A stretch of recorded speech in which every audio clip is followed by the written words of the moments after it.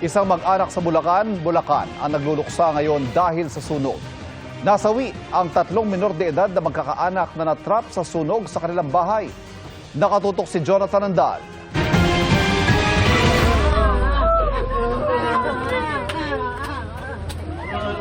Isa-isang inilabas ang mga bangkay na nakasilid sa mga body bag. Ganyan ang mapait na sinapit ng 3 natrap sa nasunog nilang bahay sa barangay Bambang sa Bulacan, kahapon. Labis ang hinagpis ng kanilang mga kaanak, lalo't pamang mga minor de edad ang 3 biktima. Kabilang ang magkapatid na sina Yara, 16 na taong gulang, at Yani, 14 na taong gulang. Gayon din ang kanilang pinsang si Jayden na 1 taong gulang pa lamang. Ayon sa kapatid ng 2 sa mga nasawi, nasunog ang isang extension wire kung saan nakasaksak ang isang electric fan sa bahay ng mga biktima. Nang katukin na raw ng nakababata nilang kapatid ang kwarto, wala raw sumasagot. Doon na raw tuluyang lumaki ang apoy. Pasado alauna ng hapon nang makatanggap ng tawag ang BFP at agad rumisponde sa sunog na umabot sa unang alarma. Idineklara itong fire out matapos ang kalahating oras. Patuloy na iniimbestigahan ang sanhi ng sunog.